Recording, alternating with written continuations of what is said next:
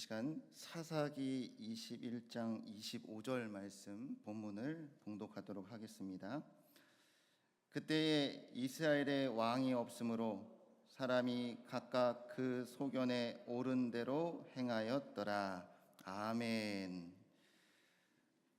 어둠이 짙어갈 때 빛은 더욱 선명하게 드러난다고 합니다. 제2강 사사시대의 구속 경륜을 통해서 어둠을 비추는 하나님의 구속 경륜을 발견하는 이 시간 되기를 간절히 소망합니다. 유동필 목사님 나오시겠습니다. 할렐루야. 네, 식사 맛있게 하셨죠? 예, 정말 맛있게 점심 식사를 하고 또 두 번째 강의에 만나게 됩니다. 제가 오늘 오전에 여기 들어올 때는 이게 잠겼거든요. 근데 점심 먹고 나니까 얘가 빡빡해졌어요. 점심을 맛있게 잘 먹었는데 이렇게 육의 양식이 우리의 육신을 또 세우고 힘있게 하는 것처럼 이 시간 또 하나님 주시는 영의 양식으로 또 우리의 영혼을 새롭게 하고 또 새 힘을 얻는 귀한 시간 되시기를 바랍니다. 두 번째 우리 말씀해 주신 것처럼 사사시대의 구속 경륜에 대하여 함께 살펴보도록 하겠습니다. 먼저 내용 들어가기 전에요.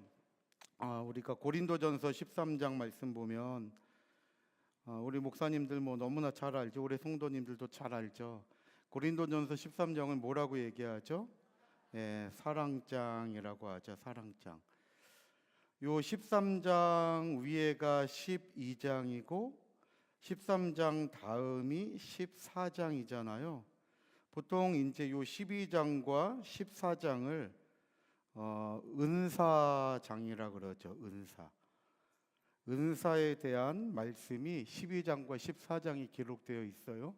근데 뜬금없이 그 은사에 대한 말씀 한 가운데 하나님께서는 사도 바울을 통하여 고린도 교회에 사랑에 대한 메시지를 증거하고 있어요. 이유가 있죠. 왜 사도 바울은 고린도 교회에 편지를 보내면서 이 사랑에 관한 메시지를 전하지 않으면 안 됐을까? 그것은 고린도 교회에 많은 문제가 있었죠. 2차 전도 여행 때 사도 바울이 1년 8개월 동안 눈물로 기도하며 정말 유대인들에게 여러 가지 핍박을 당할 때 정말 쫓겨나는 판국에서도 하나님의 은혜 가운데 또 신실한 또 사람들을 만나서 복음을 증거하고 이러면서 2차 전도 여행 때 1년 8개월 동안 눈물과 정성을 다하여서 세운 교회가 고린도 교회예요. 근데 3차 전도 여행 중에 고린도 교회에 대한 소식을 듣게 되는데 마음이 너무 아픈 거예요. 고린도 교회가 여러 가지 다툼으로 말미암아 바울의 마음을 무겁게 하죠. 근데 바울이 12장, 14장에 보면 은사에 대해서 얘기하는데 고린도 교회의 문제 중에 하나가 바로 이 은사에 있었던 거예요. 은사. 어떤 사람에게는 앞에 드러나는 은사가 있을 수도 있잖아요. 또 어떤 사람에게는 보이지 않는 은사도 있잖아요. 우리가 오늘 이렇게 세미나 할 수 있었던 것은 앞에 목사님이 이끌어가서 보이는 이런 면도 있지만 보이지 않게 뒤에서 목사님을 위하여 기도해 주시고 또 정말 모든 한마디 한마디에 군소리 없이 정말 자기의 소견대로가 아니라 하나님의 뜻을 붙잡고 자발적인 순종으로 행한 성도들이 있었기 때문에 우리 충주 구속사 세미나가 이렇게 17회를 맞이하면서 이어갈 수 있었던 거죠. 그러니까 누군가는 드러나는 사람도 있는가 하면 드러나지 않는 사람도 있어요. 어떤 분은 이 은사가 하찮게 여겨질 수도 있어요. 그러니까 이 고린도 교회에 그런 문제가 있었던 거예요. 이 은사에 대하여 다툼이 있어요. 어떤 사람은 은사에 대하여 소중함을 깨닫지 못하고 왜 나는 하나님이 이런 거밖에 안 주셨을까 해서 그냥 풀이 확 죽어 있는 사람이 있는가 하면 어떤 사람은 음매 기사로 해가지고 그냥 막 드러나 보이면서 막 사방팔방 다니는 분도 있는 거예요. 사도 바울이 은사를 활용하는 것도 중요하지만 그 은사를 활용함에 있어서 사랑이 함께하지 않는 은사는 하나님을 기쁘시게 해드리지 못한다는 것을 깨우쳐 주는 거예요. 그래서 12장과 14장이 은사에 대한 내용인데 한 가운데 고린도전서 13장에 사랑장을 쓰게 된 배경이 바로 여기에 있는 거죠. 그러니까 그런 거 볼 때 사랑이 정말 위대한 힘을 가졌구나라는 것을 저희들이 알 수가 있죠. 베드로전서 1장 22절 보니까 뜨겁게 피차 사랑하래요. 근데 그 앞에 보면 마음으로, 베드로전서 1장 22절에 뜨겁게 피차 사랑하는데 마음을 다하여 뜨겁게 사랑하래요. 그러니까 저희가 정말 성도 간에 또 목회자와 성도 사이에도 마찬가지로 이러한 마음을 다한 사랑이 없으면 안 된다는 거죠. 또 골로새서 3장 14절 말씀 보면 이 모든 것 위에, 3장 14절에 보면 이 모든 것 위에 사랑을 더하라 말씀하고 있어요. 이 모든 것은 13절 위에 있는 거죠. 13절 위에 있는 거. 골로새서 3장 1절부터 13절까지의 내용이에요. 여기 보면 긍휼도 있고 자비도 있고 겸손도 있고 온유도 있고 오래 참음도 있고 용서도 있고 그래요. 그러니까 우리가 살면서 긍휼을 베풀고 또 자비를 베풀고 또 내가 겸손해요. 또 온유함으로 있어요. 또 오래 참고 용서하기도 해요. 그런데 그 모든 것 위에 무엇을 더해야 된대요? 사랑. 내가 자비를 베풀어도 사랑으로 자비를 베풀어야 된다는 거죠. 왜 하반절 말씀 볼 때 골로새서 3장 14절 하반절 말씀 보면 이는 온전하게 매는 띠니라. 사랑이 온전하게 매는 띠가 된대. 그러니까 사랑이 들어가야 온전한 오래 참음이 되고 사랑으로 용서해야 온전한 용서가 된다는 거죠. 오늘 저와 여러분들의 목회 그 현장에도 우리들이 성도님들을 위하여 기도하고 목사님들이 또 성도들을 위하여 늘 정말 그 애타는 마음, 긍휼의 마음으로 함께하고 응원하고 할 때에 우리 목사님들에게 정말 필요한 것이 있다면 거기에 사랑이 더해져야 된다는 거죠. 그때 정말 성도님들의 마음이 움직여지고 정말 목사님들의 목회를 이해하게 되는 가운데 하나가 되는 교회가 되어서 하나님의 뜻을 이루어가는 귀한 사명의 교회들이 다 될 줄로 믿으시기를 바랍니다. 휘선 박윤식 목사님께서 구속사 시리즈를 저술하신 휘선 박윤식 목사님은 정말 제가 가까이에서나 멀리서 뵐 때 저뿐만이 아닐 거예요. 정말 접한 분들은 모두 다 공통적으로 느끼는 게 정말 이 사랑에 대한 온전히 맨 이 사랑에 대한 영향력이라고 하는 거죠. 그 사랑의 영향력. 그러니까 감동이 돼서 정말 끌려가면서 그 주시는 그 말씀에 은혜가 더해지니까 정말 이렇게 폭발적으로 교회가 부흥하고 이 말씀의 역사가 힘있게 뻗어나갈 수가 있었던 거예요. 그래서 늘 박윤식 목사님의 목회는 사랑이 근본이 된 아버지 목회죠. 아버지 목회. 바울이 디모데를 사랑하는 내 아들아 불렀던 것처럼 정말 모든 성도 한 사람 한 사람을 그 사랑의 마음으로 껴안고 기도할 때 그 영향력이라는 것이 나타나더라는 거예요. 그래서 우리가 그 목사님께서 쓰신 구속사 시리즈를 읽으면서 우리는 반드시 그 책을 읽다 보면 성경책을 한 번 더 펼치게 돼 있어요. 그러면서 그 성경에 또 깊이 들어가게 되고 그러면서 정말 하나님이 허락하신 우리 목회 현장이 정말 신나고 또 힘이 나고 생명의 열매가 주렁주렁 맺혀지는 귀한 사역제가 된다는 것을 꼭 믿으시기를 바랍니다. 그러니까 올라올 때 미운 마음, 정말 상심하고 여러 가지 상처 입은 우리 목사님들이 마음이 있다 할지라도 오늘 3강까지 말씀을 다 듣는 중에 먼저는 하나님께서 사랑으로 어루만져 주시는 그 손길을 체험하고 그래서 마음이 다 정리가 돼가지고 다시 우리 목회 현장에서는 그 사랑의 마음으로 저희들이 힘을 내어서 나아갈 수 있는 오늘 귀한 이 하루가 되시기를 바랍니다.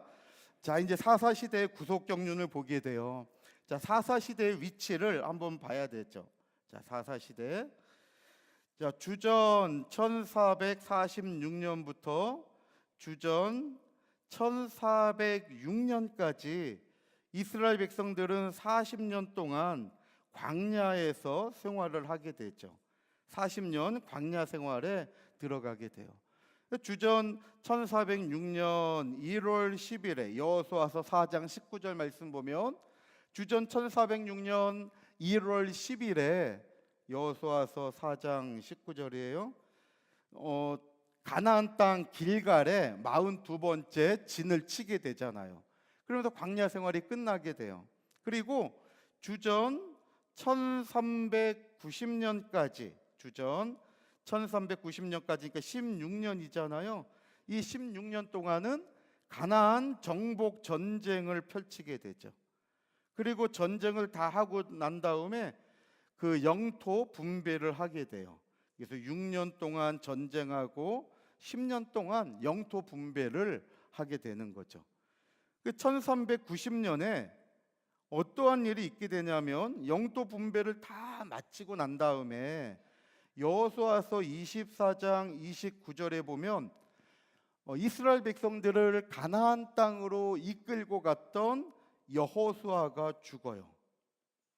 여호수아가 110세로 죽게 되는 것을 여호수아서 24장 29절 말씀에 볼 수 있어요. 물론 사사기 2장 8절도 여호수아가 110세에 죽었다고 한 번 더 증거하고 있어요. 그러니까 여호수아의 110년의 일생이 주는 의미가 있다는 거예요.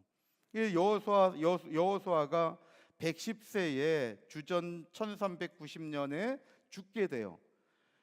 그리고 난 다음에 주전 1050년에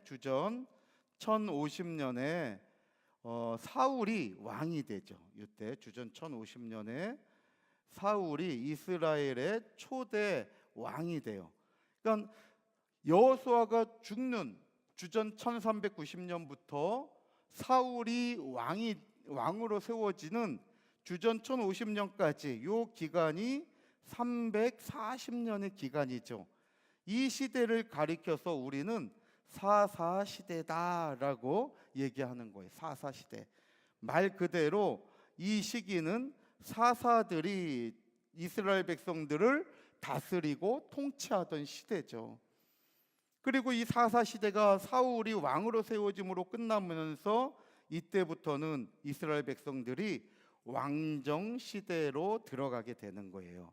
그러니까 오늘 이제 두 번째 시간 저희들이 살펴보는 것은 바로 요 주전 1390년부터 주전 1050년까지 340년이라고 하는 요 사사시대의 기간을 이제 이번 2강 때 살펴보려고 하는 거예요.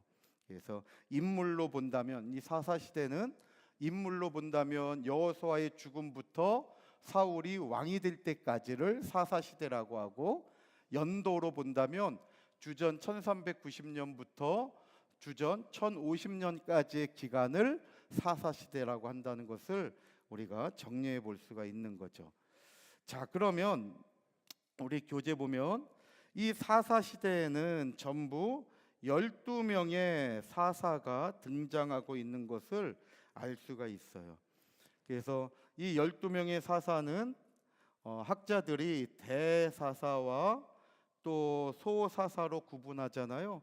대사사는 6명, 그 다음에 소사사도 6명이에요. 이렇게 나눈 기준은 능력이 아니에요. 우리가 어떻게 사사들의 능력을 판단할 수가 있겠습니까? 대사사와 소사사로 나눈 것은 아주 간단해요. 그냥 성경에 기록된 분량으로 나눈 거예요. 그러니까 성경의 분량이 많으면 대사사에 들어가고 성경의 분량이 작으면 소사사에 들어가는 거죠. 이거 구분하는 건 간단해요. 저희들이 익숙한 이름들은 어디에 들어갈까요? 네, 대사사에 들어가요. 보통 성도들이 많이 들어본 사람들은 그 사적이 많으니까 목사님들이 한 번 더 설교를 하시게 되죠. 그러니까 성도님들에게 많이 귀에 익숙해요. 드보라 대부분 다 알잖아요. 기드온 대부분 다 알잖아요. 삼손 이런 분들은 다 대사사죠. 그러나 제대로 들어보지 못한 사람들 돌라. 네, 이름 듣는 순간 내가 돌아버려요 그냥. 이런 사람이 있었나. 이런 소사사예요. 야일. 이 사람 뭐지? 그러면 소사사예요. 그러니까 대사사 소사사에 스트레스 받으면 안 돼요. 그냥 나를 믿고 내가 알면 대사사, 내가 모르면 소사사.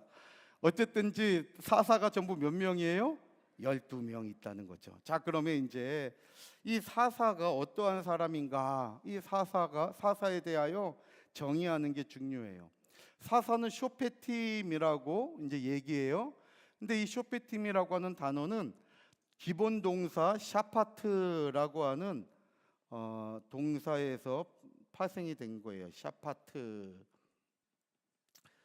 이 샤파트라는 단어는 교재에 있는 것처럼 재판하다, 다스리다, 통치하다라는 뜻이에요. 여기에서 쇼페팀이라는 사사가 나왔으니까 사사는 어떠한 사람일까요? 재판하는 사람, 통치하는 사람이에요. 누구를? 이스라엘 백성들을. 그래서 사사는 하나님과 이스라엘 백성들 사이에 사사가 있어서 사사는 요 하나님의 뜻을 이스라엘 백성들에게 전하는 거예요. 그러면서 이스라엘 백성들이 죄를 짓고 잘못하는 게 있으면 이 이스라엘 백성들을 또 심판하는 역할을 하는 거죠. 그러니까 이 사사는 하나님과 이스라엘 백성 사이에 중재자의 역할을 하는 사람이 사사라는 것을 우리가 알 수가 있어요. 또 사사는 중재자의 역할뿐만 아니라 구원자의 역할도 감당을 하죠. 13페이지예요, 교재.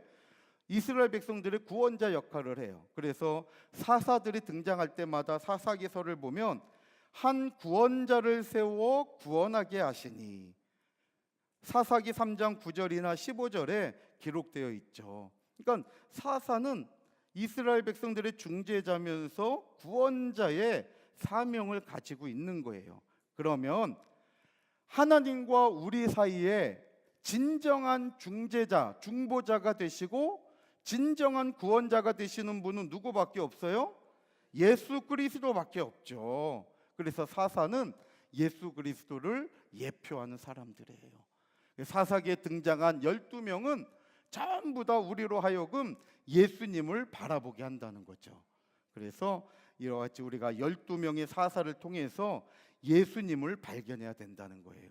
그래서 우리의 참된 중보자가 되시는 분도 예수님이고 우리의 참된 구원이 되시는 분도 예수의 이름밖에 없다는 것을 믿으시기를 바랍니다.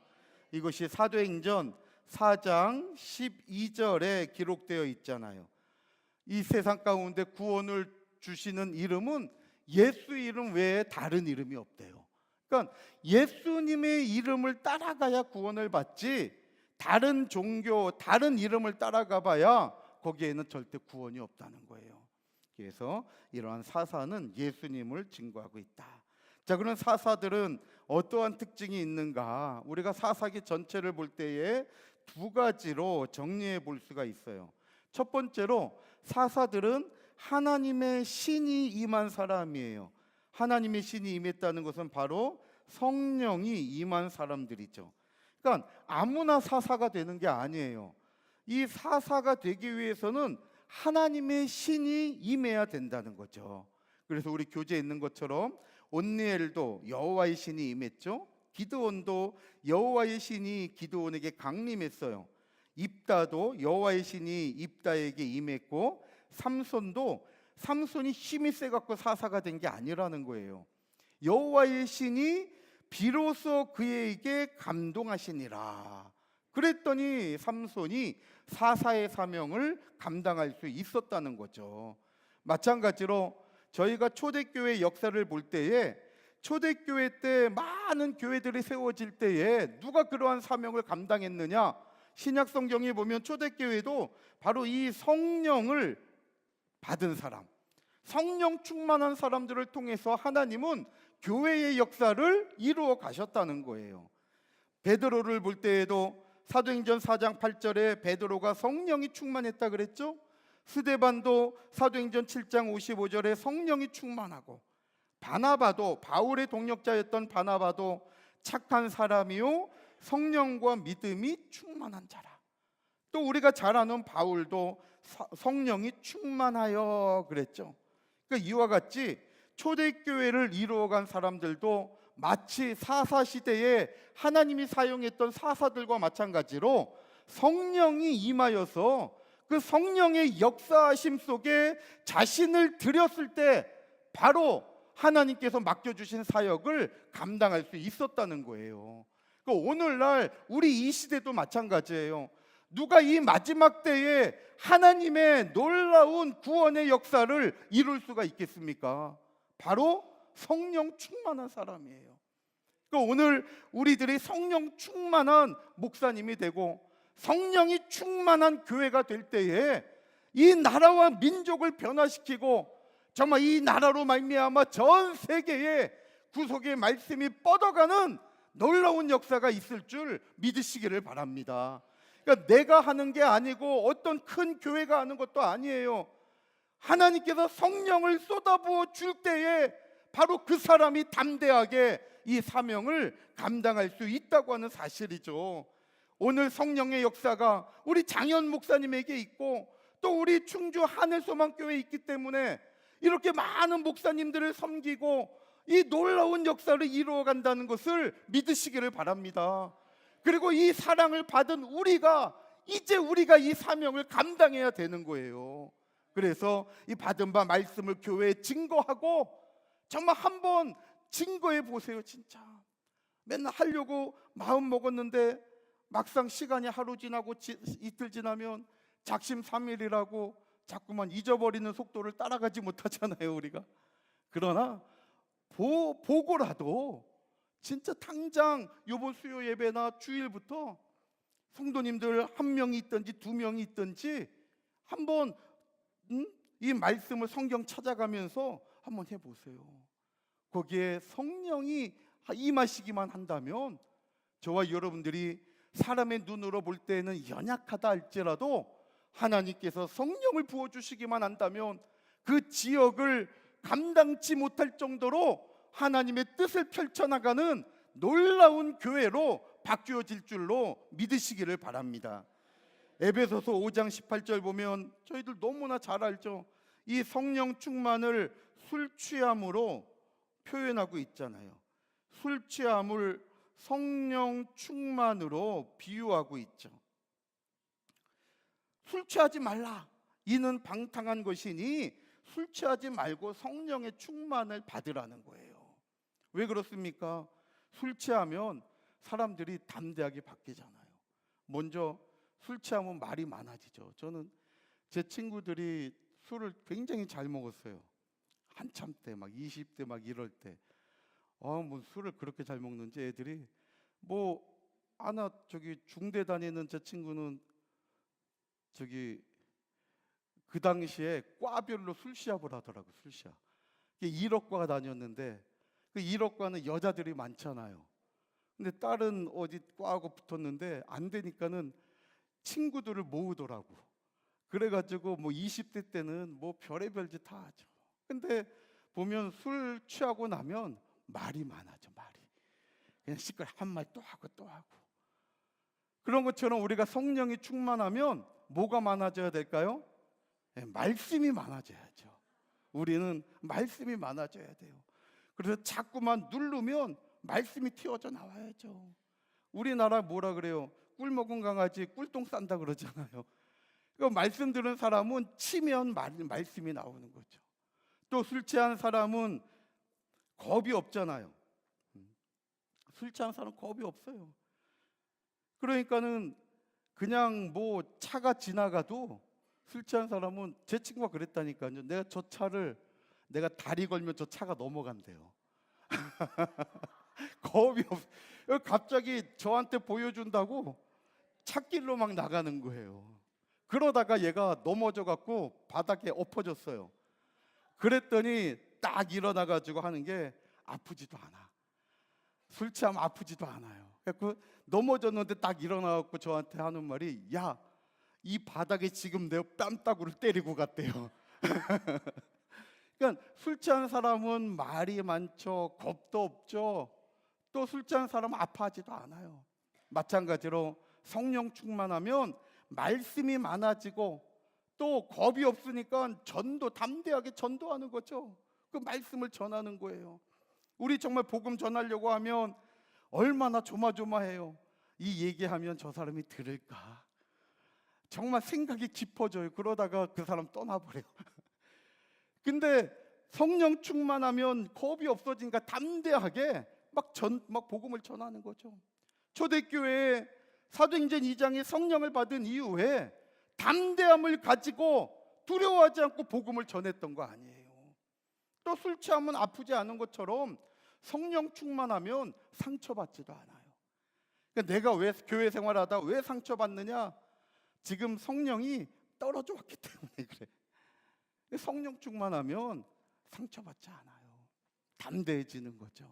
오늘 정말 하나님께서는 성령 충만한 사람을 구약 시대의 사사로 쓰시고 또 초대교회 시대에 그 교회의 역사를 이루어갈 때 쓰신 것처럼 오늘 이 마지막 시대에도 성령 충만한 저와 여러분들을 하나님께서 사용하신다는 것을 믿으시기를 바랍니다.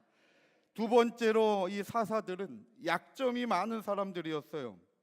그러니까 사사들 하나님이 쓰시는 사람들이 완전한 사람을 쓰신 게 아니에요. 우리는 사람을 고를 때 그래도 많이 배우고 뭐 많이 알고 뭐 좀 능력이 되는 사람 고르려고 하잖아요. 근데 하나님의 기준은 그렇지 않아요. 하나님은 약점이 많은 사람들을 쓰셨다는 거죠. 먼저 에훗을 보면 왼손잡이에요. 왼손잡이. 근데 실질적으로 우리 번역 성경에는 사사기 3장 15절에 보면 두 번째 줄에 있죠. 그는 곧 베냐민 사람 게라의 아들 왼손잡이 에훗이라 그랬잖아요. 우리는 이 왼손잡이라는 표현이 있지만 실질적으로 구약 그 원어 성경을 보면 왼손잡이라는 단어가 없어요.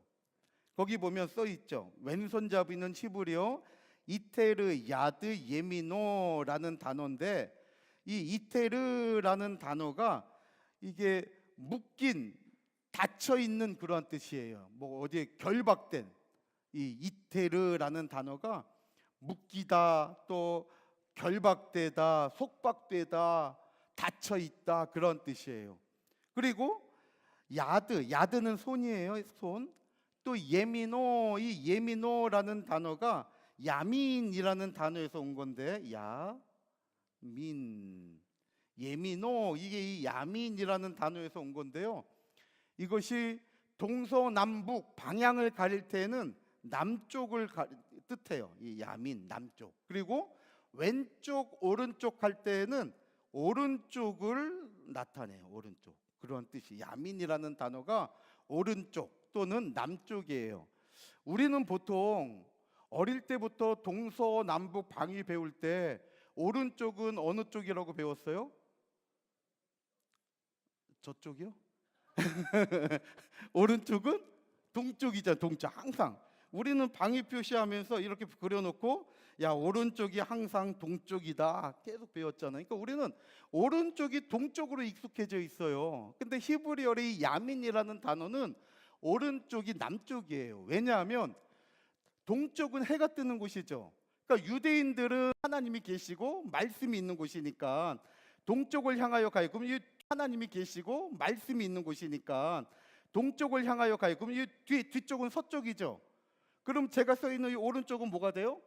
남쪽이 되잖아요. 그래서 유대인들은 이 야민이라는 단어가 동서남북을 할 때는 남쪽을 가리치고 오른쪽 왼쪽 할 때는 오른쪽이 되는 거예요. 그래서 지금 이 야민이라는 단어가 남쪽 또 오른쪽 이러한 뜻을 가져요. 그러니까 이테르는 막 속박되다 닫혀있다 갇혔다 그런 뜻이라 그랬잖아요. 야드는 손이고 또 예미노는 오른쪽이에요. 그러니까 이거 그대로 직역하면 오른손이 갇혀있는 오른손을 쓰지 못하는 그러한 뜻이에요.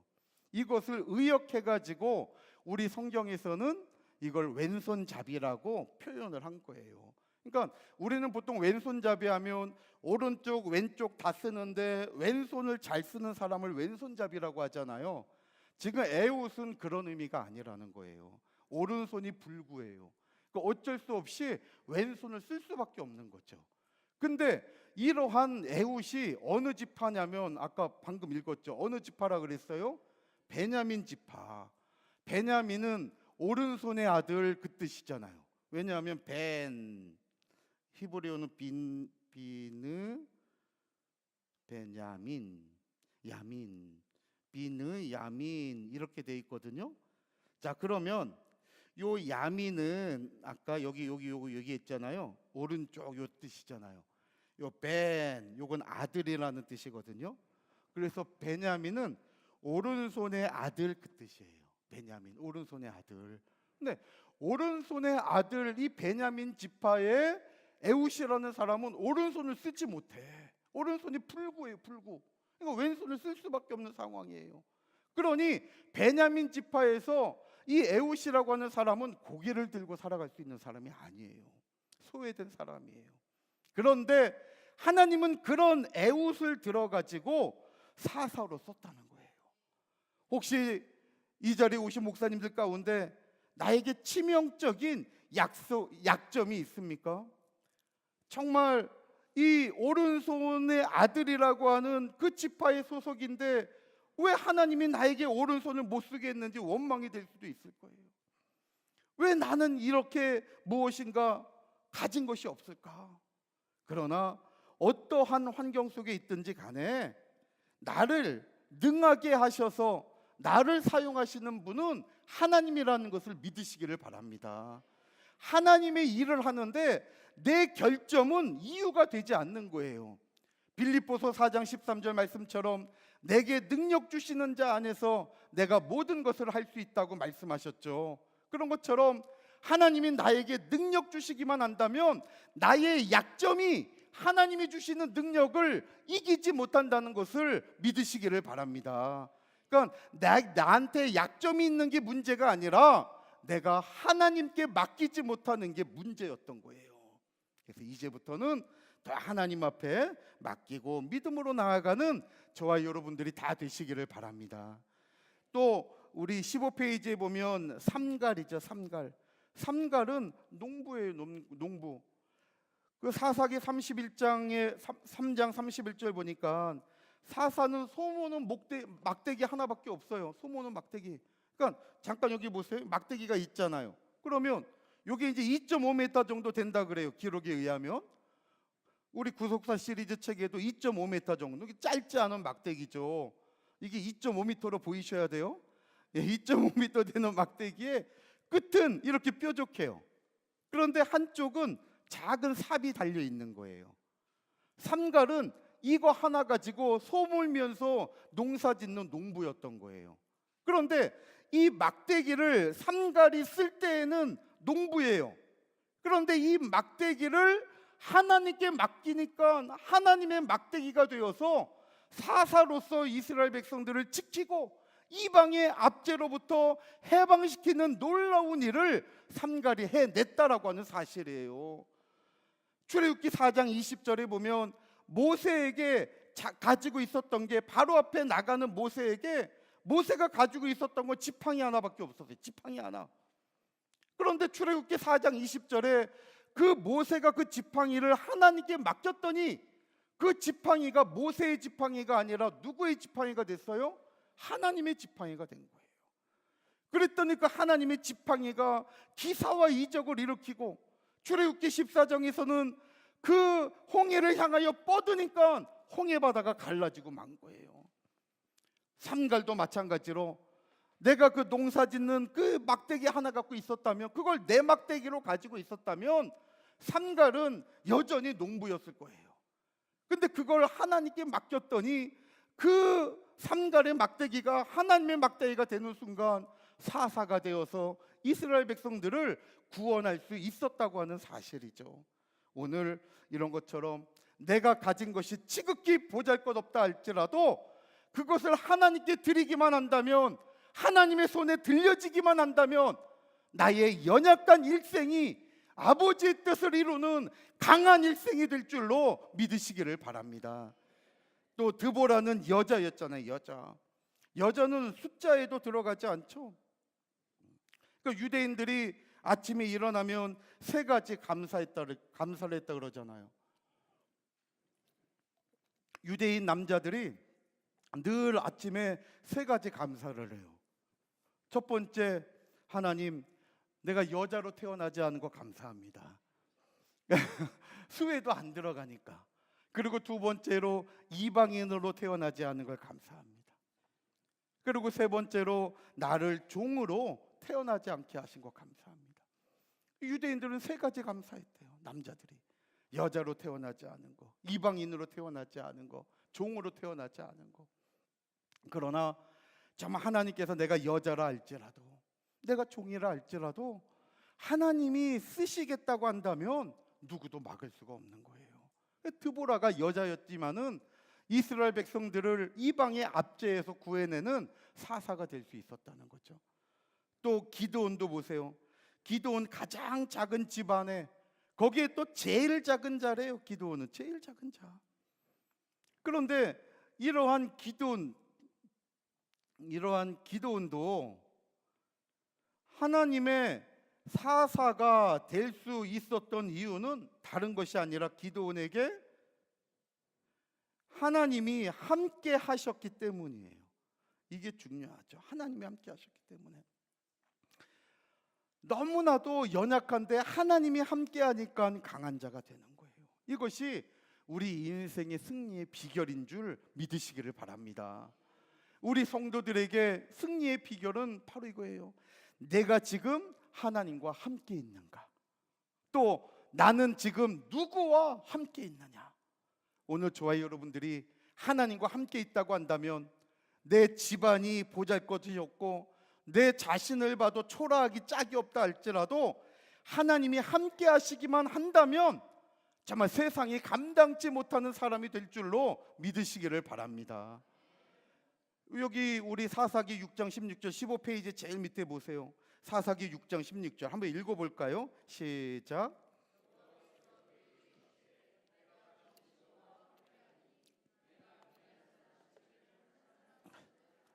여기 보니까 내가 반드시 너와 함께 하리니, 저는 이 말씀이 너무나 좋더라고요.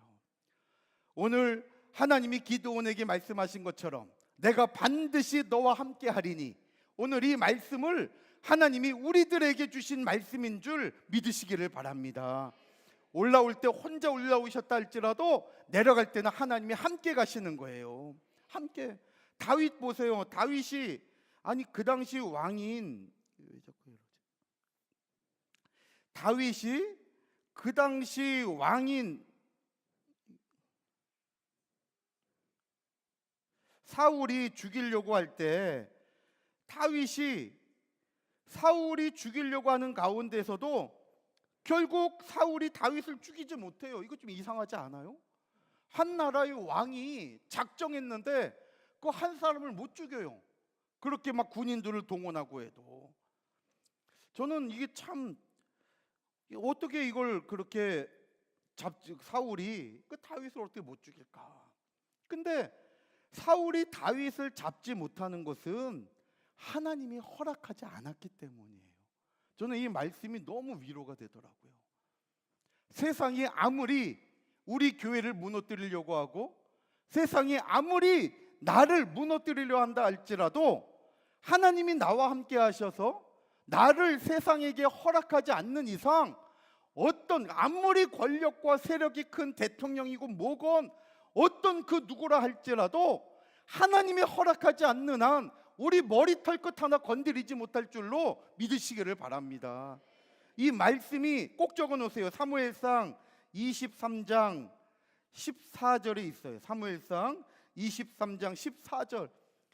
너무나 좋아요. 여기 보면요, 제가 읽어드릴게요. 사울이 매일 찾되, 사울이 다윗을 죽이려고 매일 찾은 거. 이 사무엘상 23장 14절은요 이따가 3강 때 자세히 배우시겠지만 다윗의 도피 생활 가운데 9번째 도망간 장소예요. 9번째 십황무지라는 곳이에요. 십황무지. 사울이 백방 다윗을 잡아 죽이려고 찾은 거예요. 그 14절에 보면 사울이 매일 찾되 하나님이 그를 그의 손에 붙이지 아니하시니라. 참 얼마나 기가 막혀요. 사울이 매일 찾는데 다윗을 찾지 못해. 왜? 하나님이 붙이지 않았기 때문이에요. 그러니까 다윗이 숨바꼭질 잘해갖고 안 잡힌 게 아니에요. 전적인 하나님의 은혜, 하나님의 은혜. 하나님이 사울의 눈을 가려주시고 하나님이 사울로 하여금 깊이 잠들게 하시고, 그러니까 하나님과 함께하는 사람이 얼마나 복이 있는지 모르는 거예요. 그래서 정말 오늘 이 세미나에 오셔서 다른 거 다 잊어버린다 할지라도 그래, 나는 하나님이 함께 하신다. 우리 교회는 하나님이 함께 하시고 우리 가정은 하나님이 함께 하신다는 거, 아버지의 영광이 떠나지 않는다는 것을 믿으시기를 바랍니다. 자, 16페이지에 보면 입다는 기생의 자식이었다고 얘기하고 있죠. 입다는 또 기생의 자식이에요. 그러니 입다의 그 출생이 얼마나 비참합니까? 사사기 11장 1절로 3절에 말씀하고 있죠. 입다는 기생이 길르앗에서 낳은 아들. 거기 3절 끝에 보세요. 보면 굵은 글씨 있죠. 맨 밑에 잡류가 그에게로 모여와서, 입다에게 모인 사람들은 잡류. 이것은 직역하면 가치 없는 사람들.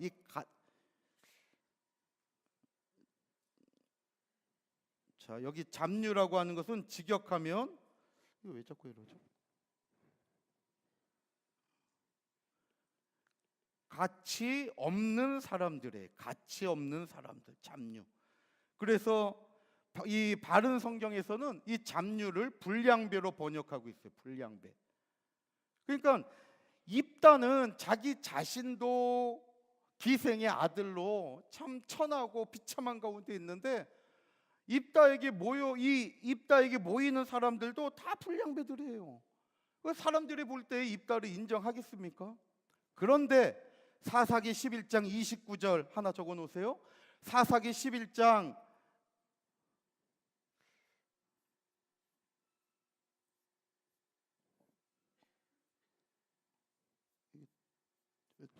끝으로 갔네. 자, 사사기 11장 좀 이해하시고 좀 적으셔야 돼요. 29절에 보니까 여호와의 신이 입다에게 임하니까 입다도 사사의 사명을 감당했다는 거예요. 그러니까 내 출신이 어떻고 내 형편이 어떻다 할지라도 하나님의 신 성령이 임하기만 한다면 우리도 능히 하나님의 일꾼이 된다는 것을 기억하시기를 바랍니다. 또 여섯 번째, 삼손은 도덕적으로 많은 약점들이 있었죠. 많은 여자들이 있었잖아요. 이방 여자에, 기생에. 그러나 하나님이 쓰시니까 그 도덕적인 약점도 하나님이 그 살몬과 같이 다 덮어주시는 거예요. 하나님이 쓰시다는 거죠. 그래서 내가 지금까지 살아온 많은 오점이 있고 허물이 있다 할지라도 지금부터 내가 돌이켜서 예수 그리스도 품에 회개하는 마음으로 나아가서 죄 용서를 받고 하나님 아버지의 긍휼하심 속에 들어간다면, 삼손을 쓰신 하나님은 나 같은 것도 그 부족하고 사람들이 손가락질한다 할지라도 그러한 나를 통하여서라도 하나님은 뜻을 이루신다는 것을 믿으시기를 바랍니다. 그러면 이렇게 하나님께서 약한 자도 쓰시고 또 성령을 통하여 쓰시는 이 구속 경륜은 뭐냐? 바로 이스라엘의 참 구원자와 통치자는 사람, 보이는 사람, 사사가 아니라 결국 누구였다는 거예요? 하나님이잖아. 그러니까 사사들을 통해서 예수 그리스도가 행하실 모습을 우리에게 보여주신 거예요. 이방의 압제에서 사사가 해방시킨 것처럼 예수 그리스도께서 우리 아버지의 은혜가 저와 여러분들을 죄와 사망에서 해방시켜 주시고 저와 여러분들을 다시 품에 안아주시는 놀라운 역사가 있다는 것이죠. 또 하나님은 약한 자들을 들어서 강한 자들을 부끄럽게 한다는 거죠. 그래서 우리가 잘 아는 것처럼 미련한 것을 택해서 지혜 있는 자들을 부끄럽게 하고, 또 약한 것을 택해서 강한 것들을 부끄럽게 한다는 거죠. 그래서 우리는 정말 내 모습을 바라볼 것이 아니라 고린도전서 10장 31절 말씀처럼, 고린도전서 10장 31절 말씀처럼 먹든지 마시든지 다 아버지의 영광을 위하여 하라 그랬잖아요. 그러니까 우리의 말하고 행하는 것, 우리의 모든 것들이 다 아버지의 영광을 나타내는 이러한 신앙의 여정이 돼야 될 줄로 믿으시기를 바랍니다. 내가 아버지의 영광을 위하여 살아간다면, 저와 여러분들이 이 아버지의 영광을 위하여 살아간다면 내가 자랑할 것은 아무것도 없는 거예요. 왜냐하면 나는 아무 공로 없이 그 아버지의 은혜, 하나님의 사랑이 나를 이렇게 이끌어 주셨으니 저희가 자랑할 게 뭐가 있어요. 그래서 17페이지에 볼 때 내가 하는 것은 하나도 없죠. 다 은혜예요. 그래서 고린도전서 15장 31절 말씀 볼 때에도 사도 바울이 나의 나된 것은 다 하나님의 은혜라 그랬잖아요. 그러니까 은혜에 정말 저와 여러분들이 그 은혜의 이끌림을 받아서 하나님의 역사를 이루어갈 수 있다는 거죠. 그래서 이와 같이 사사들은 어떠한 사람인가 또 두 가지로 살펴보았어요. 자, 이제 아주 중요한 부분, 연대적인 부분이 좀 어려울 수가 있어요. 그러나 아주 간단하게 한번 정리해 볼게요. 자, 사사들의 연대. 아까 사사 시대는 전부 몇 년이라 그랬죠? 예, 340년이에요. 인물로 따지면 여호수아가 죽을 때부터 사울이 왕이 될 때까지의 기간. 그래서 연대로 따지면 주전 1390년부터 1050년까지의 기간을 사사시대라 그런다 그랬어요. 자, 그러면 우리가 사사기서를 보면 12명의 사사가 통치한 연대가 있겠죠. 12명의 사사가 통치한 연대가 있겠죠. 또 사사가 나타나기 전에는 또 이방의 압제가 있었잖아요. 근데 사사기서에 보면 이 연대가 다 자세하게 기록이 돼 있어요. 그래서 우리 표의 17페이지에 보면 이 사사들이 통치한 연대를 다 더하면 296년이 돼요. 또 이 7개 나라의 압제를 당하게 되는데 이 압제당한 연수를 다 따지면 114년이 돼요. 114년. 그러니까 사사들이 활동한 연대와 이방인들의 압제한 연대를 더해 보세요. 그럼 몇 년이 나와요? 410년이 나와요. 이게 사사기서에 기록된 연대를 다 더하면 410년이 돼요. 실질적으로 제가 그 CTS나 극동방송 들을 때 어떤 목사님들께서 이 사사시대를 설교할 때 사사시대를 전부 410년으로 설교하시는 목사님이 있더라고요. 그러니까 이분은 이걸 다 더해 본 것 같아요. 다 더하면 410년이에요. 근데 정확하게 연대로 따지면 340년밖에 안 돼요. 그러니까 몇 년의 차이가 있어요? 빼면 70년의 차이가 있는 거잖아요. 그러니까 이 70년의 기간이 뭐냐? 바로 이 70년의 기간은 중복된 기간이에요. 중복된 기간. 이것이 우리 휘선 박윤식 목사님께서 구속사 시리즈 3권에서 아주 명쾌하게 밝혀낸 부분이에요. 그러니까 전부 연대를 다 따지면 410년이 되는데 사사시대는 340년이거든요. 이 70년은 중복된 기간이라는 거예요. 그러니까 진짜 사사시대는 340년이 맞다는 거죠. 자, 18페이지에 보면 앞에 있는 표를 갖다가 하나로 쭉 만들어 본 거예요. 좀 색깔이 들어간 것은 압제에 대한 시간이고 하얗게 되어 있는 이름들은 사사들이에요. 그러니까 예를 들면 이스라엘 백성들이 죄악 가운데 있을 때 여호수아가 죽고 죄악 가운데 있을 때 하나님이 제일 먼저 들어쓰신 이방 국가가 메소포타미아예요. 그래서 메소포타미아를 통해서 8년 동안 이스라엘을 점령하게 한 거예요. 그러니까 너무 힘들죠. 그러니까 이스라엘 백성들이 회개하고 하나님 앞에 부르짖어 기도할 때 하나님이 세운 사람이 온니엘이었던 거예요. 온니엘. 그래서 이 온니엘이 세워지고 또 태평하고 살만하니까 이스라엘 백성들이 또 죄를 지어요. 그래가지고 하나님께서 두 번째 들어쓴 나라가 모압이에요. 에글론 왕을 들어쓴 거예요. 그러니까 지금 18페이지에 있는 그림은 어떤 그림인지 이해가 되시죠? 사사기서 3장부터 마지막까지 그 압제한 나라와 그때 활동했던 사사들을 성경 순서대로 쭉 정리한 거예요. 그 정리한 거 보면 앞에 표 보세요. 자, 이렇게 정리한 거, 이 숫자를 압제한 것과 또 이스라엘 백성들이 사사들이 활동한 그 연대를 다 합치니까 이렇게 정확하게 410년이 나오는 거예요. 자, 여기에 그 어떤 중복된 기간이 있느냐. 자, 네 번째 보세요. 네 번째. 자, 중복되는 기간 19페이지예요. 19페이지. 자, 이제 중복되는 기간을 살펴볼게요. 자, 네 번 중복돼요. 네 번.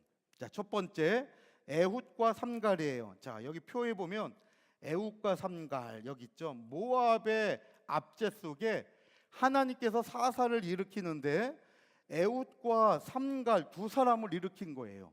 그런데 에훗은 80년 동안 통치한 게 나오는데 삼갈은 통치 기간이 성경에 나와 있지 않아요. 그리고 삼갈은 지파도 나와 있지 않아요. 어느 지파에서 나온 사사인지 성경에 지파도 나와 있지 않아요. 삼갈은 사사기 3장 31절에 아주 짧게 소모는 막대기로 이스라엘 백성들을 구원한 구원자로 기록이 되어 있는 거예요. 그럼 이 에훗과 삼갈이 어떻게 중복되느냐? 에훗의 이 80년 통치 기간 속에 삼갈의 통치 기간이 몇 년인지 모르지만 그 통치 기간 속에 들어 있다는 거죠. 이 에훗의 통치 기간 속에 요 삼갈의 통치 기간이 들어가 있다는 거예요. 에훗의 통치 기간에 요 삼갈의 통치 기간이 들어 있다는 거예요. 그래서 사사기 3장 30절로 31절 보면 31절에 에훗의 후에 아낫의 아들 삼갈이 사사로 있었다고 얘기하고 있잖아요. 여기서 눈여겨봐야 될 단어가 후에라고 하는 단어예요. 에훗의 이 후에라고 하는 단어가 히브리어로 아하르라고 하는 단어예요. 20페이지에 정리가 돼 있어요. 아하르라고 하는 단어인데요. 후에, 아하르. 이 단어가 시간을 가리킬 때가 있고 장소를 가리킬 때가 있어요. 요 아하르라는 단어가 시간을 나타낼 때가 있고 장소를 나타낼 때가 있어요. 그러니까 시간을 나타낼 때에는 뭐뭐 후에, 지금 번역된 것처럼 뭐뭐 후에 시간을 나타낼 때. 그러나 장소를 나타낼 때에는 누구누구 옆에 또 누구누구 뒤에 라는 뜻이에요. 그러니까 장소를 가리킬 때에는 같은 시간 속에 있는 거예요. 장소가 다른 거예요. 장소. 같은 시간 속에 다른 장소. 그러니까 지금 여기 사사기 3장 31절에 에훗과 삼갈 때나 또 20페이지에 있는 돌라와 야일 때는 돌라가 죽고 야일을 하나님이 또 세운 게 아니라, 에훗이 죽고 삼갈을 또 세운 것이 아니라 에훗과 삼갈 그 다음에 돌라와 야일은 같은 시간 속에 활동하던 장소가 다르다는 거예요. 이거 이해되셔요? 시간은 같은 시간 속에, 어떤 시간이에요? 모압의 압제에 있을 때 하나님은 에훗과 삼갈을 다른 장소에 두 명의 사사를 세운 거고, 또 아비멜렉이 쳐들어왔을 때, 아비멜렉이 압제에 있을 때, 이게 쳐들어온 게 아니라 아비멜렉이 압제에 있을 때 돌라와 야일을 다른 지역의 사사로 세운 거예요. 그래서 이게 지도를 보면 좀 편해요. 자, 이것이 사사 시대에 12지파가 이 요단강을 중심으로, 여기 요단강을 중심으로 이렇게 있는 거죠. 그래서 에훗과 삼갈이, 에훗은 요 밑에 요 남부 지역을 활동하던 선지자고, 삼갈은 요 북부 지역을 활동하던 선지자예요. 이 지도는 원래 미국 학자가 만든 지도예요. 이것을 우리나라에서 그 어떤 그 기관, 컴퓨터 이렇게 하는 기관에서 한글로 번역을 했어요. 이 지도 원본은 미국 그 구약학자가 사사 시대에 이 지도를 만든 거예요. 그 열두 지파 편성에 에훗과 삼갈의 활동 지역이 달라요. 그러나 이들은 똑같은 시대에 아까 말씀드린 대로 모압의 압제에 이렇게 세워졌다고 하는 사실이죠. 또 돌라와 야일도 마찬가지 똑같은 패턴이에요. 아비멜렉의 압제에 하나님은 돌라와 야일을 같이 사사로 세운 거예요. 지역이 다르게. 그래서 보면 돌라가 23년, 야일이 22년이지만 결국 22년이 23년 안에 대부분 들어갈 수가 있다는 거죠. 그래서 중복되는 거예요. 그러니까 23년이 끝나고 야일이 22년을 또 사사로 다스린 게 아니라는 거예요. 그래서 이것도 마찬가지로 지도를 보면 정확히 볼 수 있는데요. 돌라는 3일 지역에서 성경에 보면 3일 지역에서 활동했다 그랬거든요. 이 3일 지역이 이 요단강과 요 지중해 사이에 세겜 아래에 있는 지역이 3일 지역이에요. 그러니까 여기에 이 돌라가 활동하고 이 야일은 요단강 동쪽에 길르앗을 중심으로 야일이 활동을 한 거예요. 그래서 이와 같이 돌라와 야일의 활동 지역이 달라요. 그래서 두 사람의 통치 기간은 중복된 지역이 다르기 때문에 중복된다는 것을 알 수가 있죠. 그래서 우리 19페이지 밑에 보면 여기서 돌라와 야일의 통치 기간이 중복된다고 볼 수 있는 이유는 돌라와 야일 사이에 이방의 압제 기간이 없어요. 아까 에훗과 삼갈도 마찬가지고 항상 사사가 등장하기 위해서는 이방의 압제가 있어야 돼요. 메소포타미아, 또 모압, 가나안, 미디안, 아비멜렉, 암몬, 블레셋 이방의 압제가 있은 후에 하나님께서는 사사를 세웠거든요. 그런데 에훗이나 삼갈 또 돌라와 야일은 이방의 압제 기간이 없어요. 그리고 서로 통치 지역이 달랐다는 거예요. 그래서 이런 걸 볼 때에 서로 다른 지역에서 활동했다는 거죠. 그 다음에 세 번째로 블레셋의 압제와 암몬의 압제예요. 자, 블레셋이 지금 우리 앞에 표에 보면 블레셋이 마지막에 있잖아요.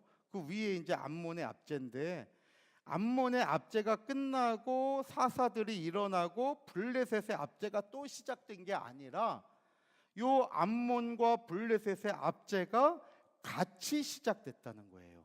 그러니까는 이것도 왜 그러냐면 자, 지도를 보면 자, 요거는 제 지도 하나를 그려 볼게요. 자, 여기가 이제 지중해예요. 그리고 갈릴리에서 요단강 중에 사해 바다가 있잖아요. 그러면 요 단 위쪽으로 해가지고 밑에 이제 브엘세바 요 아래쪽으로 이제 이스라엘 백성들이 땅을 차지하죠. 또 므낫세 반지파랑 갓지파랑 르우벤 지파가 요단강 요 동편도 땅을 차지하고 있었잖아요. 그럼 블레셋이 요 밑에 쪽에 있잖아요. 블레셋. 네, 끝날 때가 다 돼서 신호를 주셨어요. 이제 끝으로 향해 갑니다. 블레셋. 그리고 요 사해바다 요 밑에서 세레시네가가 나오면 세레시네가 위가 암몬이고 세레시네가 아래가 모압이잖아요. 그러니까 지금 블레셋의 압제와 암몬의 압제가 서로 중복된다는 것은 블레셋은 요단강 서편 지역을 압제하고 암몬은 요단강 동편 지역에 있었던 이스라엘 백성들을 압제했다는 거예요. 그래서 따로따로가 아니라 암몬은 요 요단강 종편에 있는 이스라엘 지파들을 18년 동안 압제한 거고 블레셋은 요단강 서편 지역을 40년 동안 서로 같은 시대의 다른 장소를 압제했다는 거예요. 그래서 세 번째 블레셋과 암몬의 압제가 이렇게 중복되는 거죠. 그러면서 이 블레셋의 압제가, 여기서 이제 블레셋의 압제가 이 지역에 이제 요단강 서편에 펼쳐질 때에 이때 등장한 사람이 삼손이잖아요. 근데 보통 앞에까지 보면 압제가 외부 이방인의 압제가 있으면 있은 후에 그 다음에 사사를 세웠거든요. 하나님이 다 압제가 있은 후에 하나님이 사사를 세웠어요. 그런데 특이하게 블레셋과 삼손은 블레셋의 압제가 시작되는 40년의 기간에 하나님이 삼손을 미리 세운 거예요. 패턴이 달라요, 삼손 때는. 그래서 요거 이제 구속사 시리즈 3권 책에 보면 자세히 정리가 되어 있는데 연대까지 나와요. 여기 보면 이 표도 여기 제가 이거 띄운 표도 구속사 시리즈 3권 책에 있는 거 그대로 그냥 갖다 놓은 거예요. 그래서 책이 정말 제가 설명한 것은 정말 1000분의 1도 표현을 못 해요. 책을 꼭 보셔야 돼요. 그래서 여기 보면 그 블레셋과 삼손의 통치 기간을 보면요. 블레셋의 이 40년 통치, 블레셋이 40년 통치하는 가운데 삼손이 요 전반부에 20년 활동하고 있었던 것을 알 수가 있어요. 그래서 블레셋의 40년 통치가 다 끝나고 삼손이 등장한 것이 아니라 블레셋 압제가 시작되고 있는 중에 하나님은 삼손을 세워서 이스라엘 백성들을 구원하는 일을 진행을 하셨다는 거예요. 그래서 이것이 20페이지에 기록이 되어 있는 거예요. 자, 마지막으로 이제 사사시대의 특징을 보고 마치려고 합니다. 자, 21페이지에 보면 사사시대의 두 가지 특징이 있어요. 두 가지 특징. 첫 번째는 죄의 악순환이 반복되는 시기죠. 자, 사사시대는 이스라엘 백성들이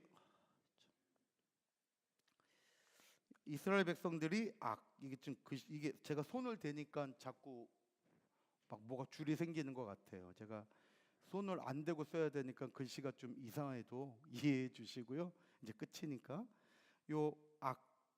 이스라엘 백성들이 죄를 지어요. 악하게 하면 여기에는 하나님의 진노가 임하게 되죠. 하나님의 진노. 그러니까 하나님의 진노가 임하니까 이방인의 압제가 들어오게 되는 거예요. 이방의 압제가. 그러면 이 이방의 압제, 짧게는 메소포타미아는 8년, 뭐 또 어떤 나라는 뭐 10년, 이렇게 18년 길어지게 되니까 너무 힘들죠. 그러니까 이스라엘 백성들이 이 압제를 견디지 못해서 하나님 앞에 회개하며 부르짖어요. 그러면 하나님이 이 부르짖음을 들으시고 사사를 보내주신 거죠. 사사를. 그러면 사사가 이방인들을 다 쫓아내면서 이스라엘의 태평한 시기가 와요. 그러면 태평한 시기가 됐을 때 이스라엘 백성들은 망각을 해요. 하나님의 은혜를 잊어버리는 거죠. 이 망각이라는 것은 하나님의 은혜를 잊어버리는 거예요. 그랬더니 다시 이스라엘 백성들이 죄를 짓고 마는 거예요. 그러면 이 죄에는 하나님의 진노가 따라다니거든요. 그러니까 하나님이 진노해서 또 이방인들을 통해서 압제하고 이 사이클이 계속 돌아가는 것이 사사시대였다는 거죠. 이것이 사사기 3장 7절로 12절에 아주 자세하게 우리에게 보여주고 있는 거예요. 굵은 글씨를 중심으로 보면 악을 행하여, 그렇죠? 그러니까는 8절에 보면 여호와께서 이스라엘에게 진노하사, 그 진노 하나 동그라미 치세요. 진노하사. 그 이방을 세워요. 그랬더니 이방을 섬기게 되죠. 그 압제에 있을 때 이스라엘 자손이 다시 여호와께 부르짖음에 회개하는 거죠. 회개. 그랬더니 하나님께서는 다시 한 구원자를 세워, 이게 바로 사사예요. 구원자를 세워. 지금 3장 7절 우리 교재 21페이지 지금 보고 있는 가운데 쪽에. 그리고 내려와서 11절 보면 그 땅이 태평한지라, 굵은 글씨로 있죠. 태평한지, 태평하게 되니까 다시 이스라엘 백성들이 12절 말씀 보니까 여호와 목전에 뭘 행했대요? 악을 또 행한 거예요. 그러니까 이 패턴이 계속 돌아가고 있는 거죠. 그러니까는 태평이라고 하는 것이 우리 교재에 있죠.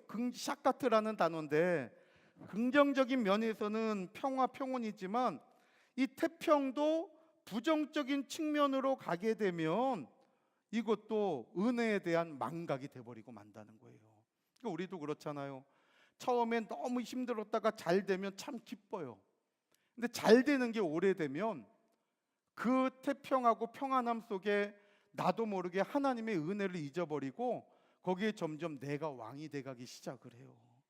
그러면 우리는 또다시 하나님을 멀리하게 되는 죄를 저지르게 돼요.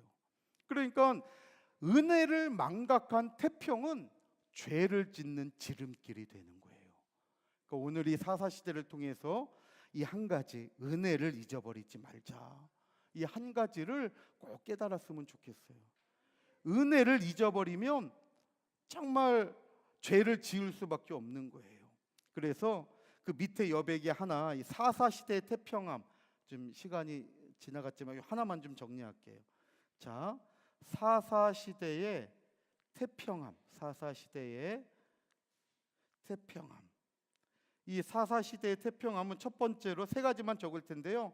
첫 번째로 신앙의 순수성과 간절함을 잃게 했어요. 신앙의 순수성과 간절함을 잃게 했어요. 그러니까 하나님의 은혜를 다 잊어버리고 만 거예요. 이게 죄를 짓게 된 거죠. 또 두 번째로 태평함으로 말미암아 사람들이 한가해져요. 그러니까 한가해지는 것이 또 죄를 짓게 돼요. 그러니까 아까도 잠깐 말씀드렸지만 사무엘하 11장 1절로 5절 말씀 보면 다윗이 우리아의 아내 밧세바를 범하는 장면이 나오는데, 이때 보면 11장 1절에 저녁에 일어나요. 다윗이 저녁 때 일어나 갖고 한가하게 옥상 위를 거닐다가 밧세바가 목욕하는 것을 보고 죄를 짓게 되는 거죠.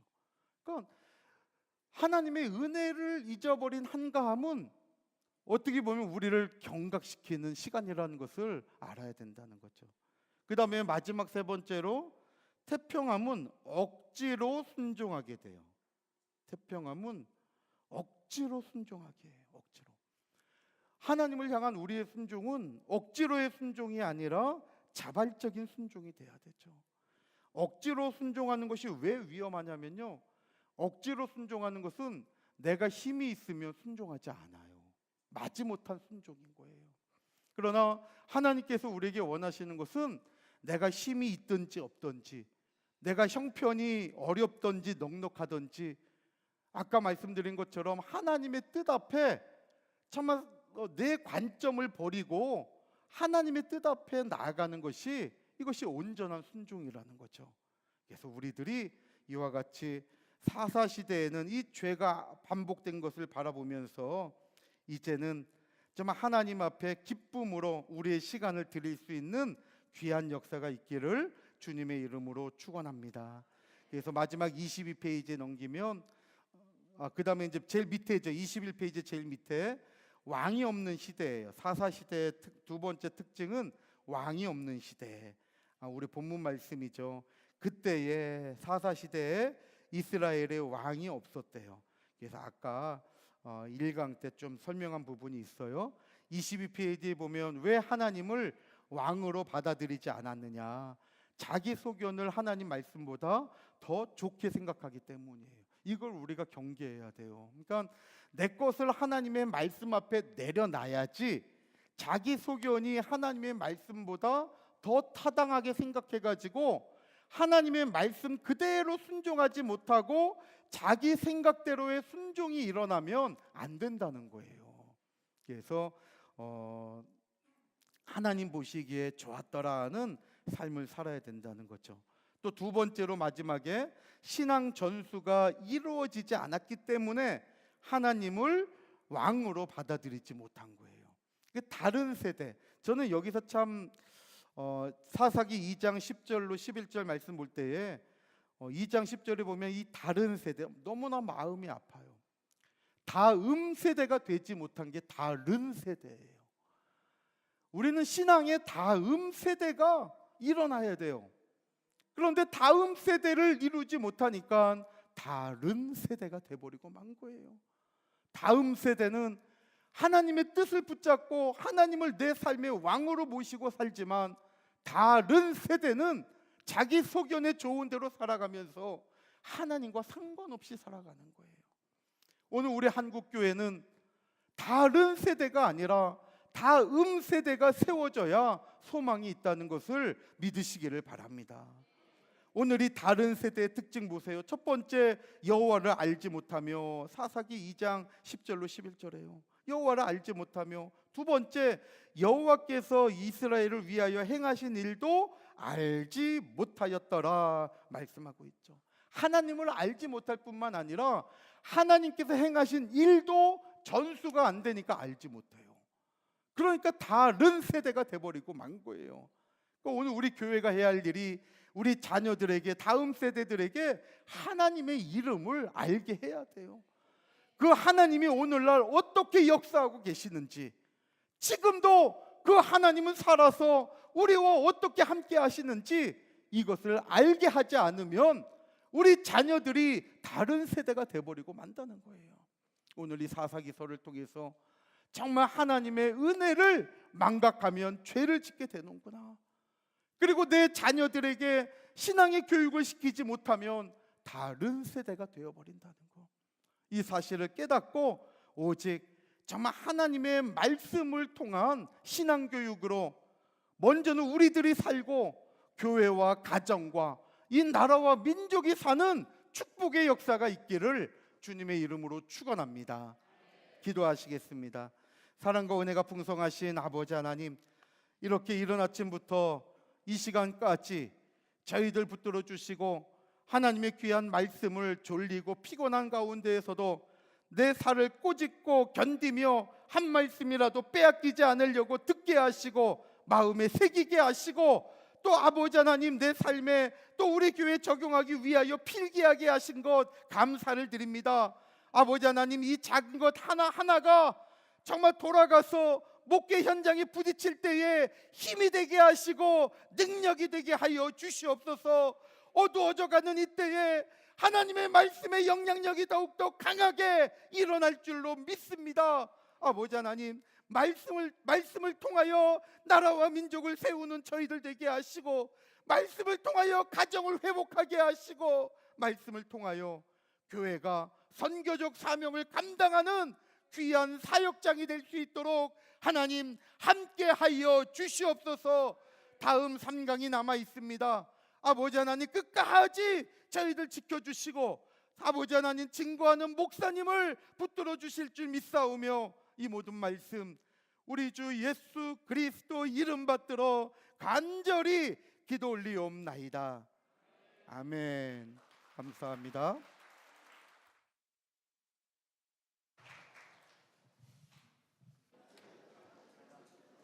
네.